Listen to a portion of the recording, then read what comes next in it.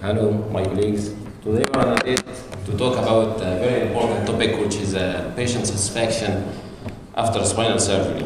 Many people consider herniated disc disease and other degenerative disorders chronic diseases without definitive treatment. Far from this is an exaggeration. Patient satisfaction after spinal surgeries remain a challenge. It's important to differentiate if it is an uncurable diseases with dissatisfied patients, because it's easier to satisfy a patient after tumor surgery or even traumatic spinal surgery than after degenerative spine surgery. There are many factors for patient dissatisfaction. Patients may be dissatisfied with successful surgeries. And, this is a turn to talk about what is the success of surgery. There's a gap between expectations of the surgeons and expectations of the patients. And this educational model for patient education is designed as an attempt to bridge this gap between patient expectations and surgeons' expectations. It's a 4 stations educational model for understanding the degenerative joint disorders from the patient side. I hope using this model in patient education is supposed to bring maximum benefit from all treatment modalities. It's composed of 4 stations. The first station is the imbalance between the length of the joint and the loads on the joint. I'm not talking about the forces on the joint only, but the imbalance between the strength of the joint and the forces involved in its work.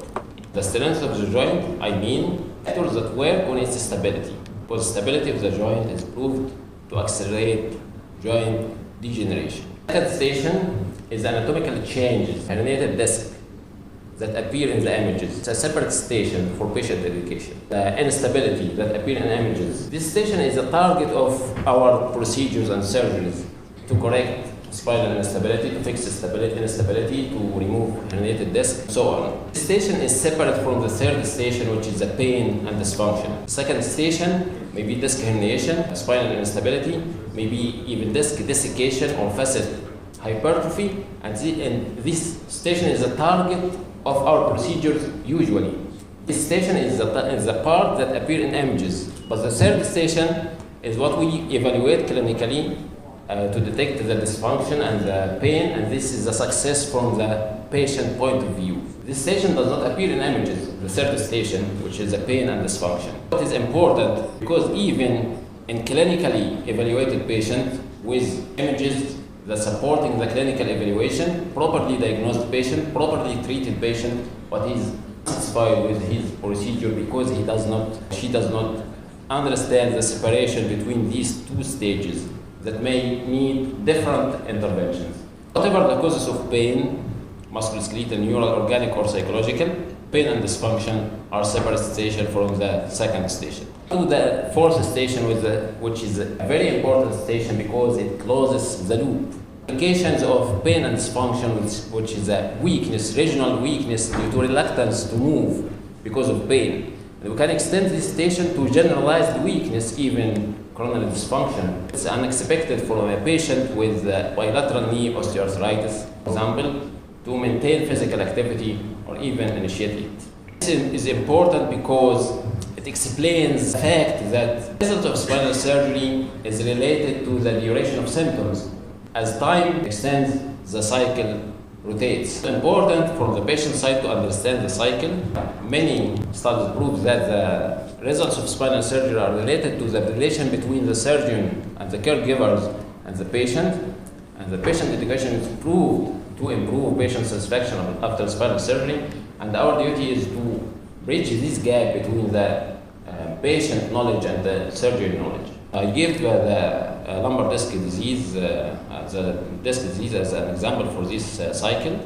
First station, imbalance. The second station is anatomical changes, for example, herniated disc. The third station is the pain and dysfunction, and the fourth station is the muscle weakness. The target for every station should be clear to the patient as it's clear to the surgeon. Because the first station, the target here is restoring the balance, the muscle strengthening.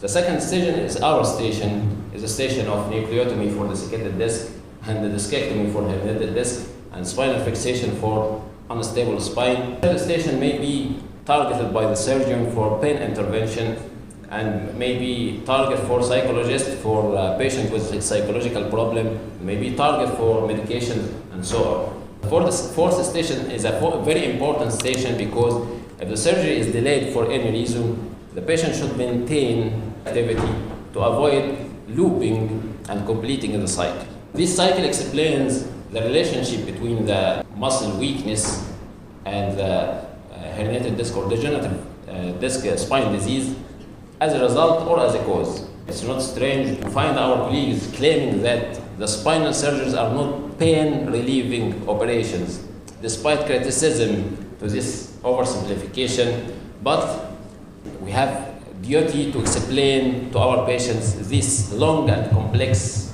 process. Understanding the joint degeneration cycle could provide a holistic approach to patient care in all degenerative spine disorders.